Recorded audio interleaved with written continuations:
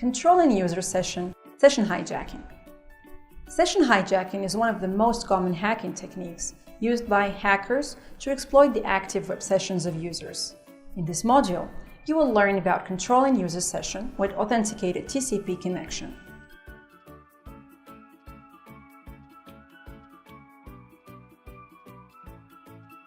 By the end of this module, you'll be able to outline the concept of session hijacking, explain different types of session hijacking, demonstrate the use of various tools used in session hijacking, list various countermeasures of session hijacking, and illustrate how to perform penetration testing to prevent session hijacking.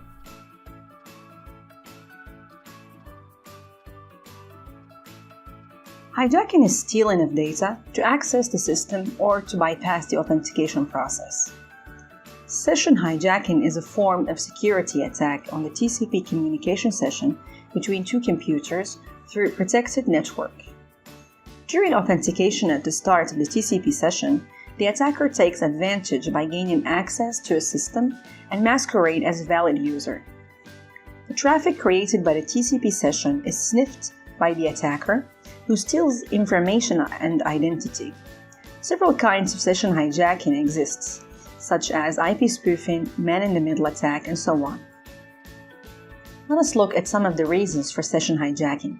No account lockout when session IDs are invalid, small session IDs or algorithms for weak session ID generation, session IDs are handled insecurely, indefinite time for session expiration, vulnerabilities of computers that use TCP IP.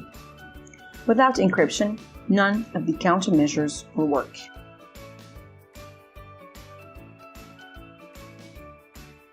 Session hijacking is the process of unauthorized access over an active TCP session.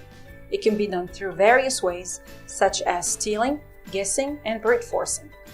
Let us discuss about the session hijacking process in detail. Stealing. Attacker can steal the session ID and then hijack the session using this session ID. The session ID can be stolen using the following methods: through HTTP referrer header, by using packet sniffers, sniffing, using cross-site scripting attack, by sending Trojans on user's computer. Guessing. The other way to session hijacking is guessing. The attacker tries to guess the correct session ID by juggling various parts of session ID. How is this done? Let us understand better with an example.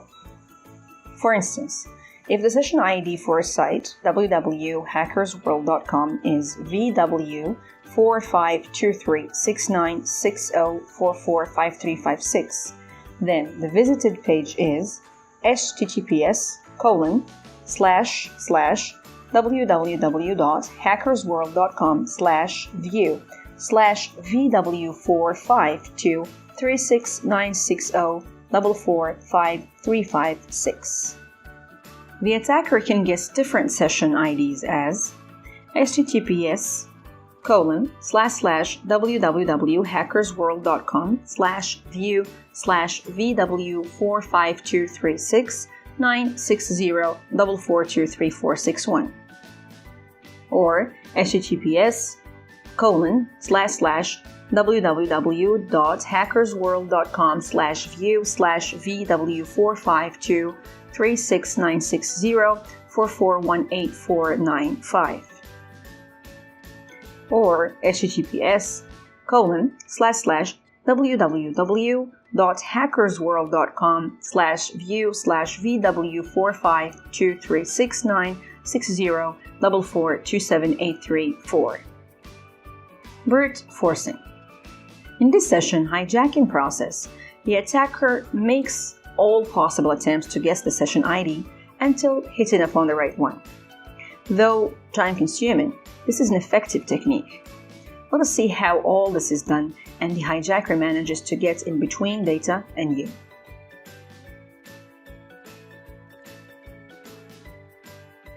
Let us understand in detail about how this hijacking happens and the packet analysis is done on a session hijack.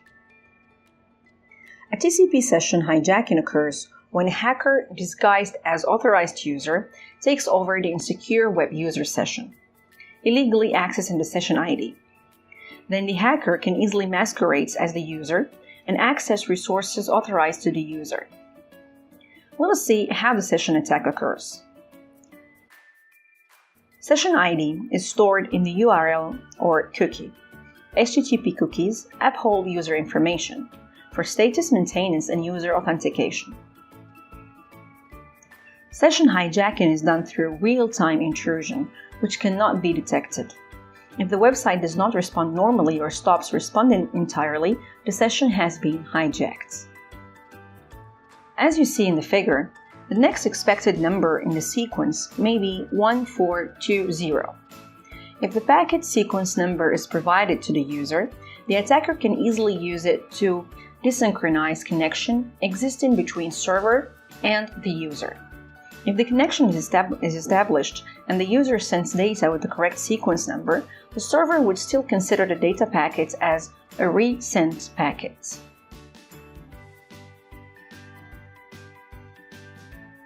Types of session hijacking.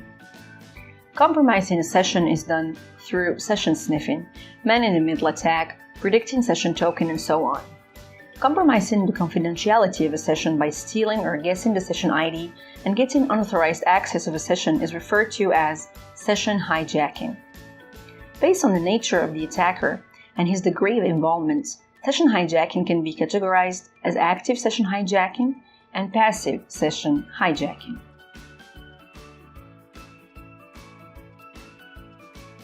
Active session hijacking occurs when an authenticated session is hijacked.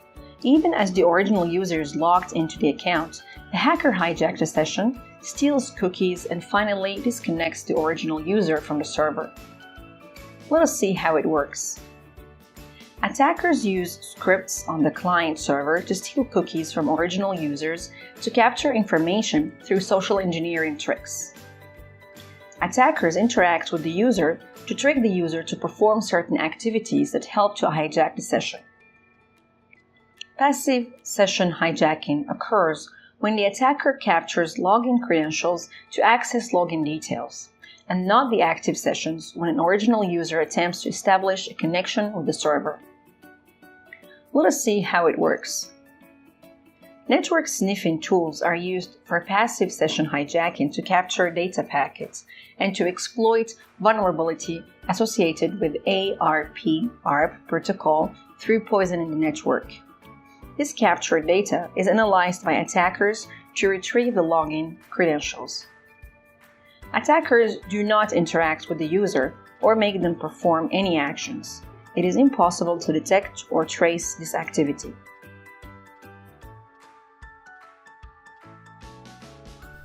In Open Systems Interconnection, or OSI model, session hijacking is divided into two levels.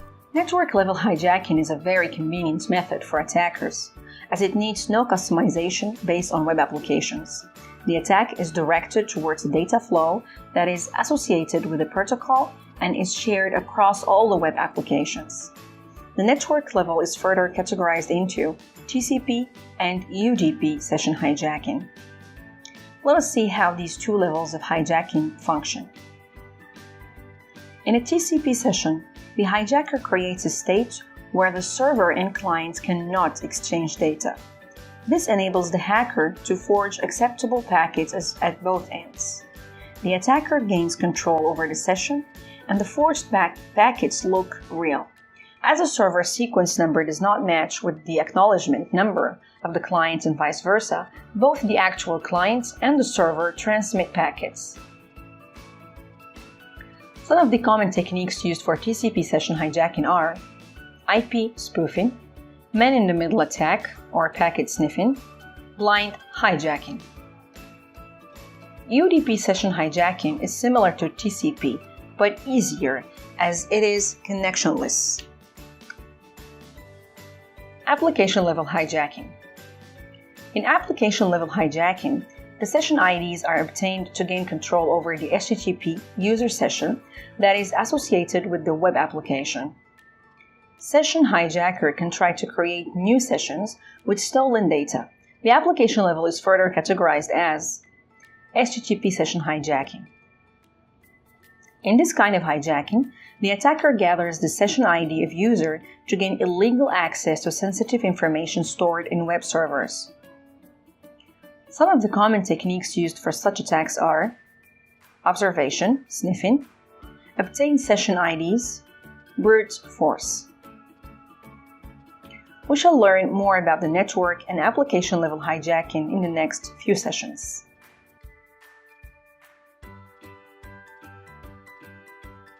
Let us understand the difference between spoofing and hijacking with the help of a detailed illustration. Spoofing and hijacking are entirely different attack strategies, but mostly mistaken to be similar. In spoofing, the hacker disguises to gain access. He uses the stolen credentials to create a new session rather than the existing one. In hijacking, the hijacker takes over an active user session, which is vulnerable. Any legitimate user can aid in authenticating and establishing a connection.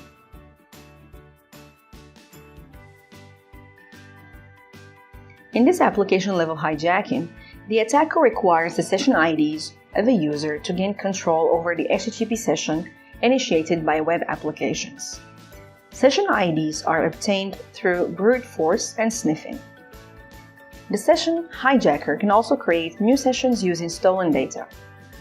A session token or IDs can be compromised in various ways. Session sniffing, predictable session token, man-in-the-middle attack, man-in-the-browser attack, cross-site script attack, cross-site request forgery attack, session replay attack, session fixation. Let us learn each of these ways of compromising session IDs.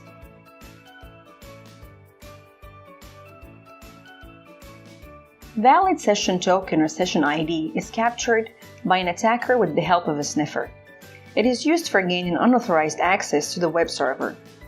Session IDs can be determined easily if traffic is unencrypted. The session also comes with information like username and passwords. In the graphics, you can see how the attacker captures the session ID using sniffer and gaining unauthorized access to the server, posing as a genuine client.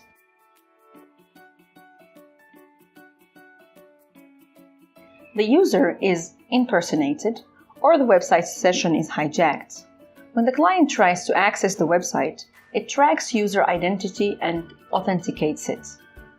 Only after a successful authentication, the data is shared with the client. Unique session ID is generated by the website when the user submits the credentials. Session ID indicates that the user is authenticated, and all further communication would be tagged with this ID to prove the authentication. Now, let us see an example of capturing session ID. If the attacker gets hold of the session ID, he can access the website as a genuine user.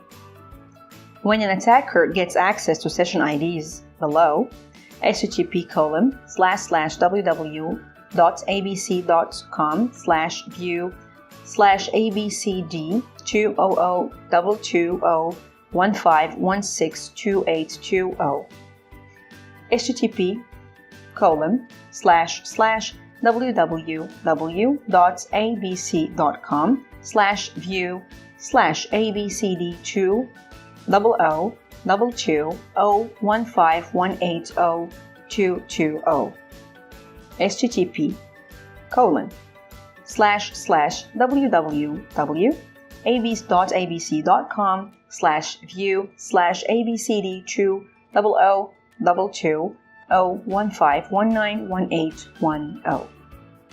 You can see certain similarities with the session IDs, like ABCD200001516280. ABCD, it is constant. ABCD, this part is constant. 2000222015 is the date.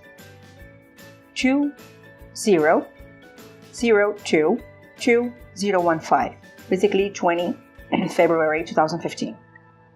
ABCD, it is constant. ABCD, this part is constant. 2000222015 is the date. 20 2015. 162820 is the time, 16/28/20. This allows the attacker to predict the session ID for a certain period of time. 13/05/00 on 25th February 2015. http://www.abc.com/view AB/ABCD2502015130500.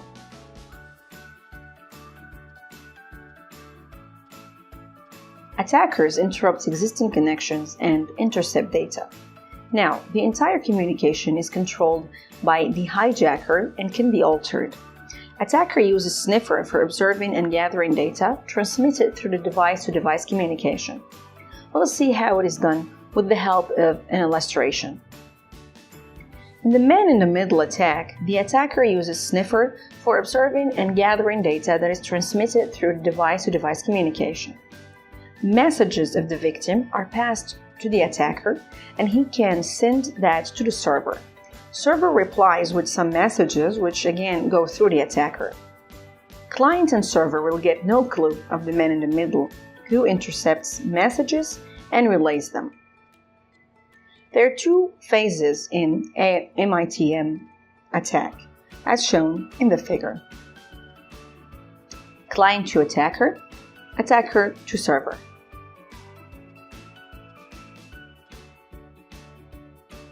In this attack, messages are intercepted by the attacker while exchanging public key. The attacker retransmits the messages to bogus public keys for requested ones. This attack is hard to prevent and disinfect as it happens between the user and implemented security mechanisms in the browser. Let us go through the steps involved in this attack. Trojan infects the software in the computer application or OS. The malicious code is installed by Trojan and saved in the browser configuration. Similar to extension files, malicious code is loaded when the browser is restarted. For each visit to a web page, extension files register a handler. Extension matches the URL with the list of the websites that are targeted for the attacker after the page is loaded. User logs securely into the website. Button event handler is registered when a specific page is loaded for the specific pattern and get it compared with targeted lists. The extension makes use of DOM interface for extracting all data from fields when the user clicks on the button. This data is then modified. The server receives the form with modified values. The server has no ability to identify the values are modified. The server performs a transaction to generate the receipt. The browser gets the receipt corresponding to the modified transaction. Receipt of original values is displayed by the browser. The user interprets that the server has received the original values.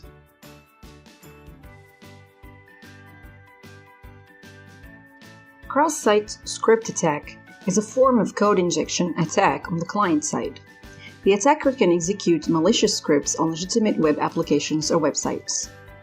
It is a very complicated web application vulnerability, which is found when the web application uses the invalidated or unencoded user input within the generated output of web applications. Let us see how this is done. XSS attack may not target the victim directly, but may make use of the website or web application's vulnerability so that it can reach the victim. When the victim visits the compromised website, it delivers the malicious script on the browser of the victim. XSS can easily compromise Flash, ActiveX, and VBS scripts, but JavaScript is highly prone to attack as it is the basic one used for most of the browsing sessions.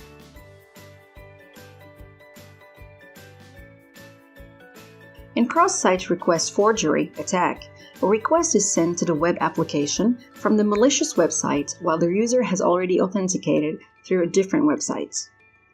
The attacker gains access to the functionality of the target web application through the browser that has authenticated it. Most common targets are web interfaces for the network devices, online banking, email clients in the browser, and social media. Let us have a look at some of the key concepts. A malicious request is sent from the site visited by the user to the one he's validated. The victim's browser routes the malicious routes as it is already authenticated in the target site. The vulnerability is the web application that is affected and not on-site hosting, CSRF, or victim's browser. Now, let us see how this is done.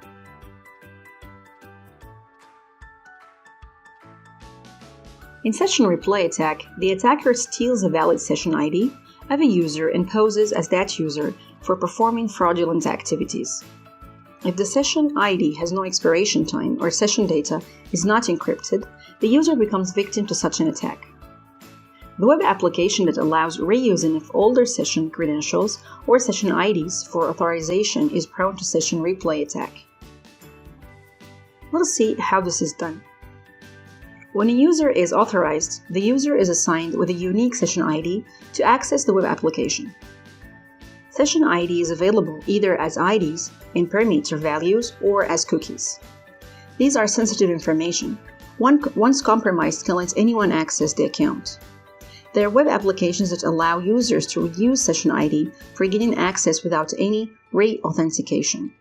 If an attacker gains access to session ID, it is used to disguise as a legitimate user.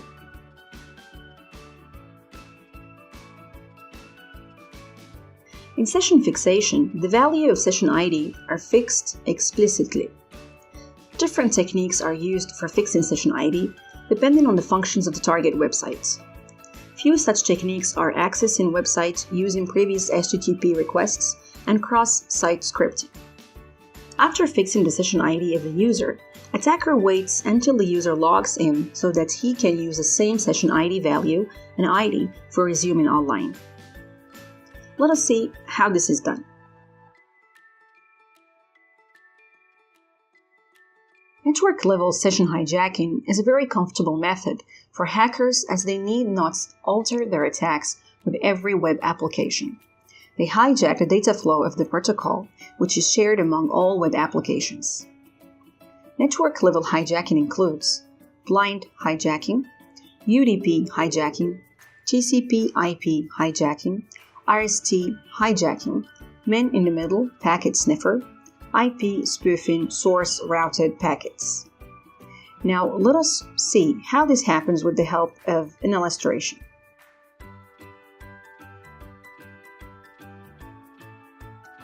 In three-way handshake, connection is established between the client and the server in TCP/IP. 3 steps are involved in the client and server exchange of SYN and ACK packets before the actual data communication begins. This method is also called as a TCP handshake. Now, let us see when it works. Consider a client Bob and a server. An SYN data packet is sent by Bob over IP network to the server on the same network or other. The packet is to check if the server is available for a new connection. There should be open ports on the target servers capable of accepting and initiating a new connection. Upon receiving the SYN packet from Bob, the server responds with an ACK or SYN ACK packets. Upon receiving the SYN ACK packet from the server, Bob responds with ACK packets. Once the process completes, the connection is established between Bob and the server for communication. If the attacker is able to predict the next sequence and the ACK number sent from Bob, the attacker can spoof Bob's address and start communicating with the server.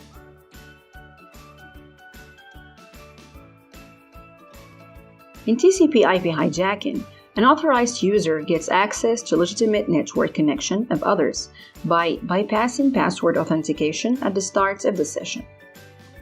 There are 2 ways to hijack a session. Find a sequence, the number that increases by 1, but it is impossible. Performing man-in-the-middle attacks sniffing the network using tools like EtherCap or Wireshark. Let us have a look at the whole process. Attacker sniffs the victim's connection, and uses the victim's IP address for sending spoofed packets tagged with predicted sequence number. The spoofed packet is processed by the receiver. The sequence number is incremented and an acknowledgement is sent to the IP address of the victim. Victim's machine drops the ACK packets from the receiver as it is unaware of spoofed packets and decrements the sequence number by 1. The receiver gets the packets with a sequence number that is incorrect. The connection between victim and the receiver gets back to desynchronized states after the attack. The sequence numbers are trackers and packets that come from victim's IP, which are spoofed by the attacker. When the victim's connection is at stake, attacker resumes communication with the receiver machine.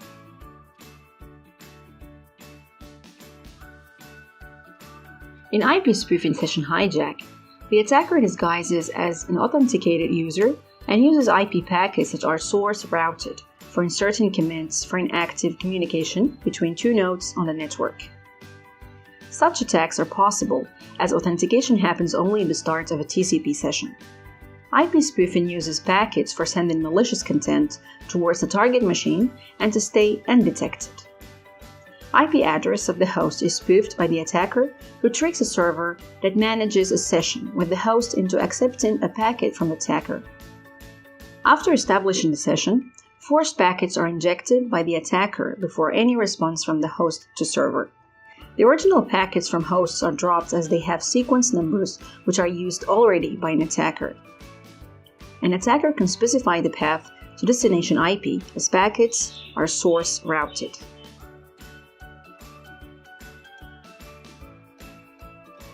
RST hijacking involves injecting a reset packet that looks authentic with the spoofed source address and acknowledges the predicted number. The hacker resets the victim's connection if the appropriate acknowledgement number is used. Narrate text on the image as per the sequence. The victim is led to believe that the reset packet is sent by the host, and then resets the connection. RST hijacking can be implemented using a packet crafting tool and TCP dump, which is a TCP IP analysis tool. Brute force combinations of the sequence number can be used if the attacker is unable to sniff the packets and find the correct sequence number that server expects.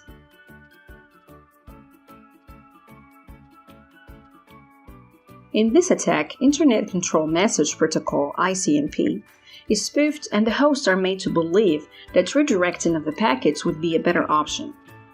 In the default configuration, different OS versions accept ICMP redirects.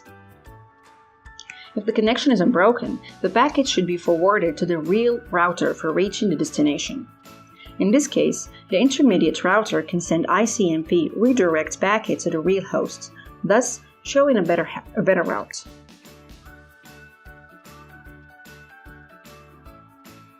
User-defined protocol is a connectionless protocol that runs on IP networks such as TCP. This protocol does not offer many error recovery services such as TCP, but provides a direct method of sending and receiving datagrams over IP network. UDP does not guarantee order, non-duplication, integrity, and delivery, and does not support packet synchronizing or sequencing. UDP has no sequence numbers like TCP. It is mostly used for DNS queries or for network broadcasts. Now, let us see how it works. UDP is connectionless, which makes it easy to inject data in sessions without getting detected. In the man-in-the-middle attack, an attacker can even stop messages from the server from reaching the clients. These attacks can be defended by taking security measures at the network level. Packets can be ciphered for preventing network-level hijacks as they stop hijacker from extracting any information from packet headers, which aid in spoofing. Application-level attacks can be prevented by using strong session IDs that are hard to be hijacked and deciphered.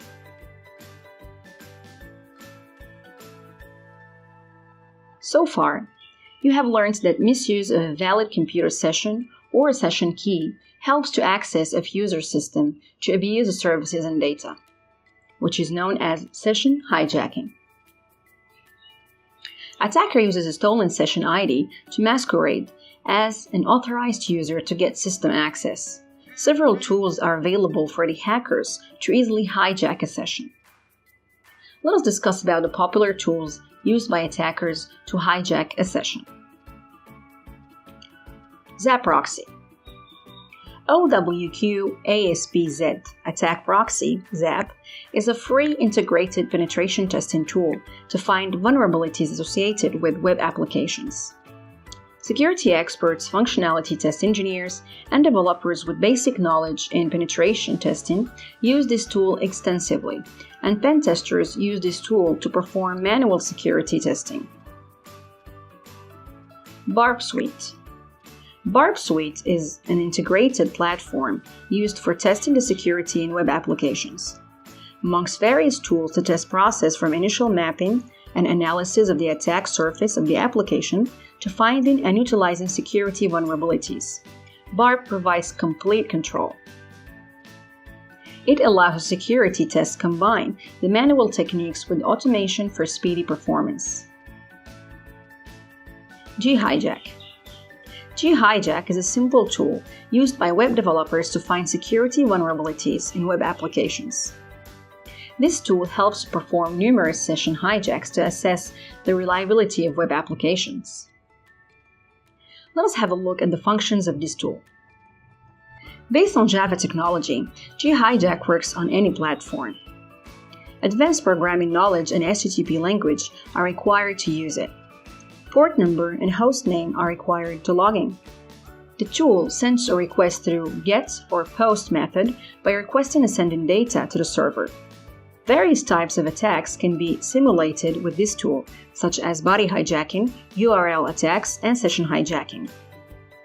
Helps to identify vulnerability in web applications and eliminates them.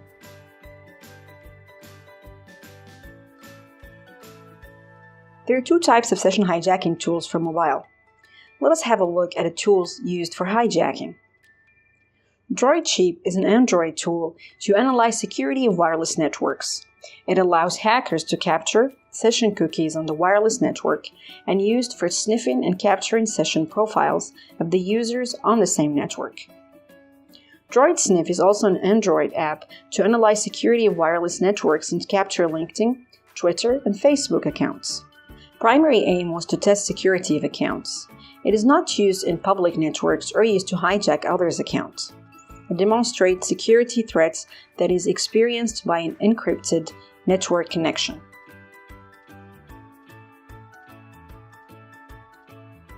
Hijacking is not detected until the hacker has harmed the system.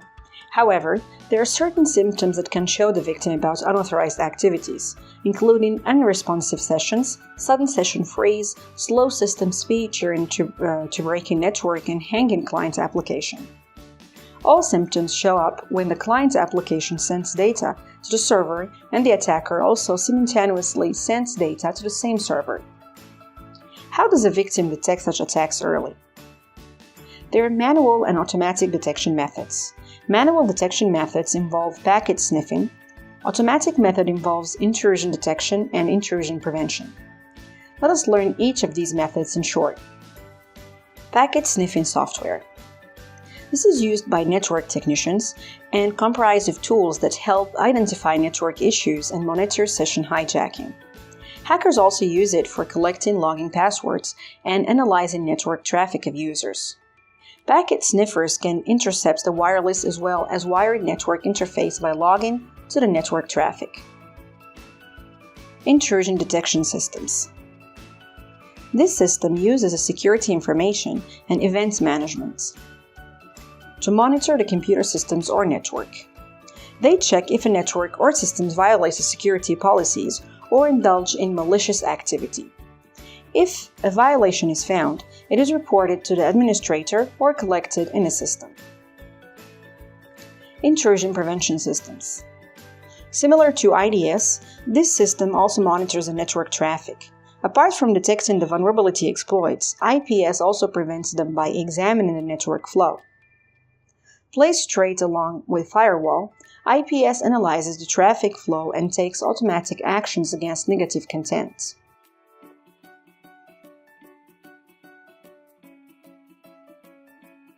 Various methods and countermeasures are available to analyze and stop session hijacking. Let us discuss all the possible countermeasures to detect, prevent, and protect the session from getting hijacked. Following are certain countermeasures. Use Secure Shell for creating secure communication channel. Use HTTP connection for transmitting authentication cookies. Implement logout functionality for users to end the session. On successful logging, the server must generate session ID, and only that session ID should be accepted. Implement defense in depth mechanism and ensure encryption of the transmitted data. Ensure that session key should be long random number or string. Keep unique usernames and passwords for each account. Reduce remote access and make the employees aware. Implement timeout to destroy expired sessions. Do not use query string to transport session ID. Restrict incoming connections using switches rather than hubs. Keep the protection software at both client and server up to date and active. Use peer-to-peer VPN or strong authentication. Configure appropriate internal and external spoof rules on the gateways. Monitor ARP cache poisoning using ARP Watch or IDS products. Use encrypted protocols in OpenSSH suite.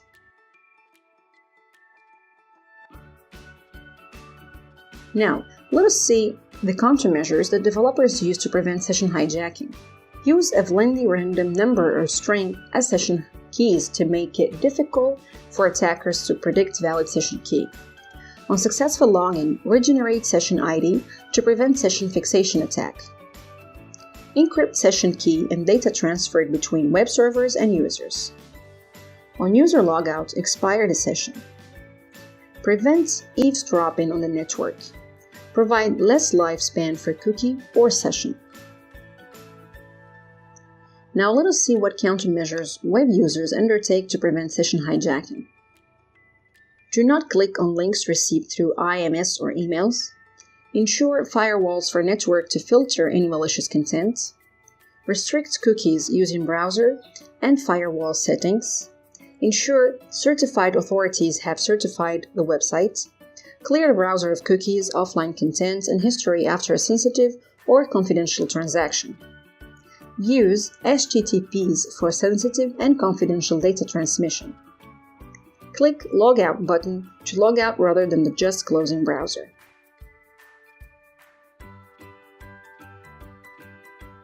Now, let us list out the approaches that seem vulnerable to session hijacking.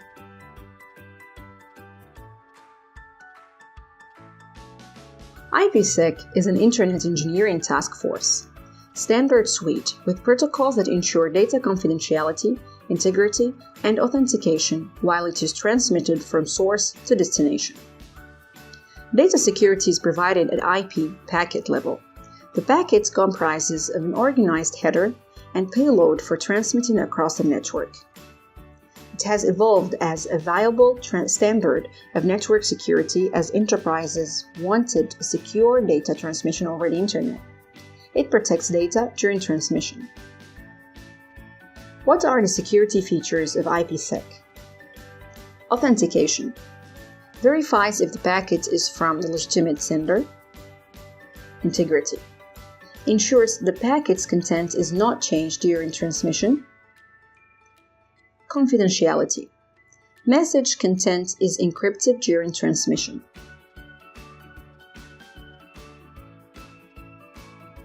Mode is a method in which the IPSec protocol is applied to the packet. It can be used in tunnel mode or transport mode. Tunnel mode is used for gateway-to-gateway IPSec tunnel protection, and transport mode is used for host-to-host IPSec tunnel protection. A gateway is a device that monitors and manages incoming and outgoing network traffic and routes the traffic accordingly. A host is a device that sends and receives network traffic. Let us understand the different modes in detail. Transport mode. When the packet is processed using IPSec, the packet payload is encapsulated, but the packet's header remains the same. IP header information remains exposed during data transmission so that the attacker can know the source and destination of the packet. Tunnel mode. This method encapsulates the whole IP packet. The complete IP packet forms payload of packets. IP header is generated with two IPSec gateway addresses, which perform encapsulation and decapsulation. It prevents exposure of any data during transmission.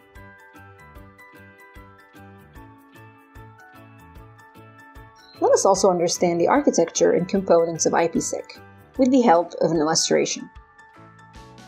Encapsulating security payload, ESP. ESP provides confidentiality, integrity, and authentication through protection of message content against any data tampering. SHA and MD5 algorithms can be implemented through IPSec, which is an open framework.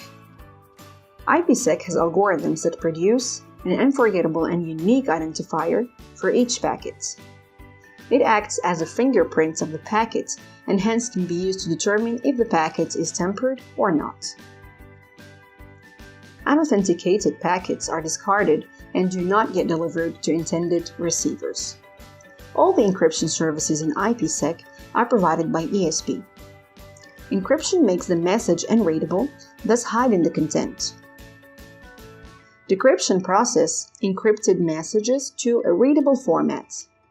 ESP authentication can be performed through ESP. ESP authentication ensures that integrity and authentication of the payload are provided by ESP, but not for the IP header. ESP header is added to packet between IP header and any packet content as shown in the figure. ESP changes the payload by encrypting the data, but ESP authentication and ESP header are not encrypted.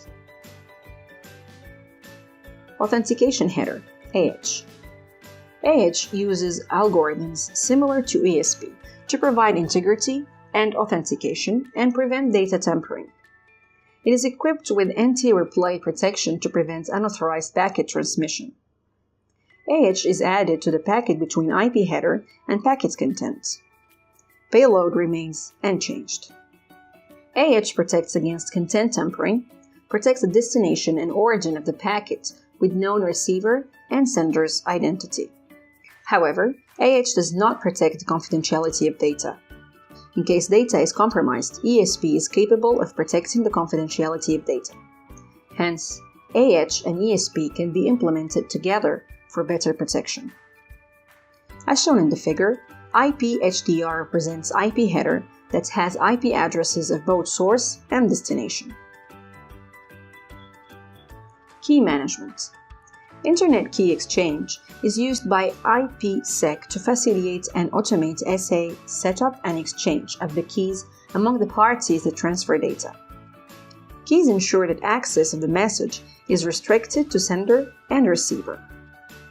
Keys should be refreshed and recreated frequently to ensure secure communication between the parties. The process associated with refreshing keys is managed by ICE, but the user has control on refresh frequency and key strength. Data confidentiality among sender and receiver can be maintained with frequent refreshing of the keys.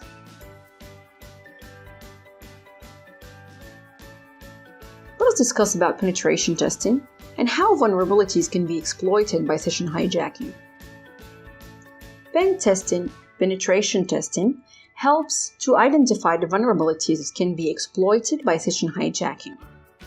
Before performing the test, certain guidelines are to be followed, including sniff session traffic can transfer between two machines using CAPTCHA network analyzer, Wireshark, and WinDump. Proxy server Trojans can be used to modify the browser settings in the victim's browser. It is recommended to use automated tools such as OWASP-Z attack proxy, BARP suite, and Ghijack to hijack sessions. Crack the session ID if it is HTML encoded, URL encoded, base64 encoded, Unicode encoded, and hex encoded. Brute force session IDs with a potential range of values for the session ID should be under a limit until the right session ID is identified. Let us understand how to perform the pen test with the help of an illustration. sync audio with the text and labels on the images, and describe the pen test process.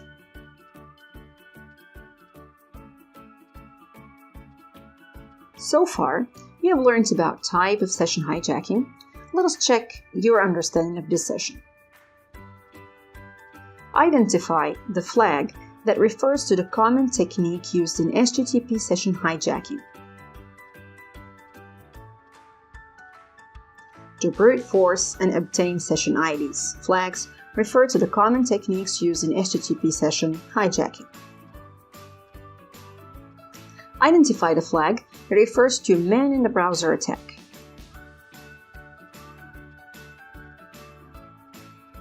The perpetrator installs a Trojan horse on the victim's computer.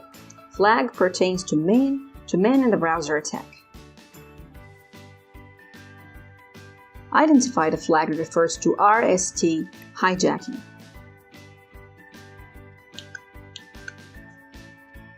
The injecting a reset packet that looks authentic with the spoofed source address and acknowledges the number that is predicted. Flag pertains to RST hijacking. Identify the flag that refers to Zaproxy. The "It is a penetration testing tool" flag pertains to Zaproxy.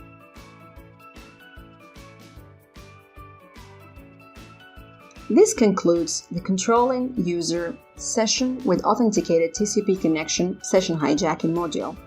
Let's take a minute to review the key points you have learned in this module. I'll pause for a few seconds to allow you to read it.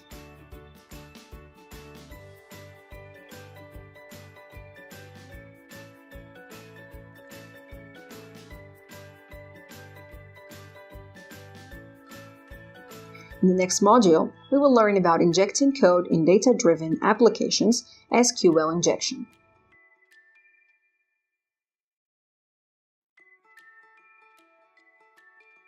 Thank you.